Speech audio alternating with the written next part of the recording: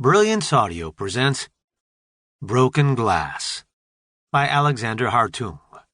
Translated by Fiona Beaton. Performed by Chris Andrew Ciulla. It was the perfect place for an ambush. Down a small side street, hidden from the glow of the streetlight, and outside a derelict block of flats where a homeless man sometimes slept.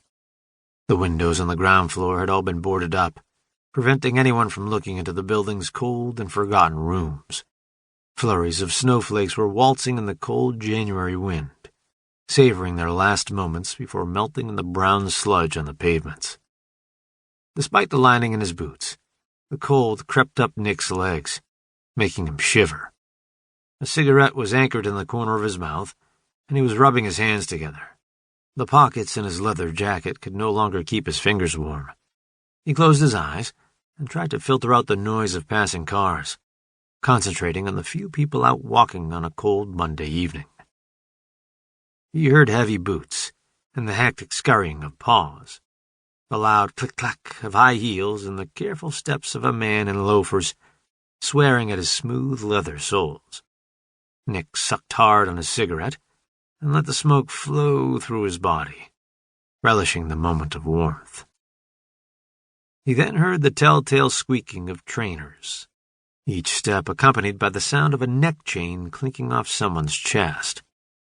The man started to laugh loudly, attempting to impress his friends, and Nick's suspicions were confirmed. It was the guy he was waiting for. He opened his eyes, flicked away his cigarette, and peered up the alleyway. The group was moving closer. As luck would have it, Nick's man was walking on the side nearest to him. In one swift move, Nick rammed his elbow into the man's chin, making him fall to the ground. The other three men jumped back in shock, and one went to reach inside his jacket. But Nick was already raising his gun. "What was that for?" screamed one of the men. He was pointing at the man rolling around on the ground. Nick was cold and had no desire to talk to drug-dealing scum. He pointed the gun at the guy who'd spoken. 5 seconds. Nick applied some pressure to the trigger. After that, I'll start shooting. In less than 5 seconds, the three men were out of Nick's sight. Satisfied, he put away his gun and heaved up the groaning man by his hair. His mohawk was covered in hairspray and snow, making it stick to Nick's hand. At the side of his head was a tattoo of a spider's web that spread all the way around to his forehead. He had countless piercings, from his eyebrows down to his bottom lip. He tried to get away, but Nick's grip was unrelenting as he slammed him against the wall. "What the fuck, Paul?" blared the young man. "I don't have any coke on me." "Inspector Pohl to you, Patty," replied Nick. "And I don't give a fuck where your coke is.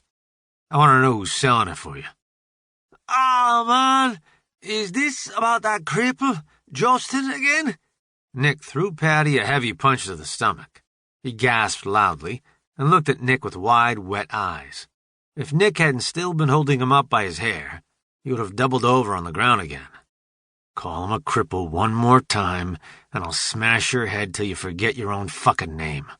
"Oof, what do you want?" Patty begged. "I want you to stop hiring kids."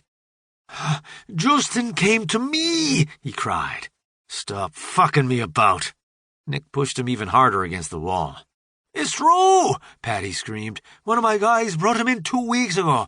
Justin said there was loads of cokeheads on his estate, so I gave him a couple of bags." "How many?" 20, said Patty. 2 days later, it was all gone, so I gave him his share. And after seeing the money, he wanted to do it again, so I gave him another 20. I didn't make him do anything." "Do you know what happens to someone if they get caught with that much coke on them?" "Justin's got a clean record, and he's still a minor," remarked Patty. "They can't touch him." Nick pushed the man's legs out from underneath him and slammed him into the grimy, wet sludge. "Get the drugs back from Justin and leave him alone.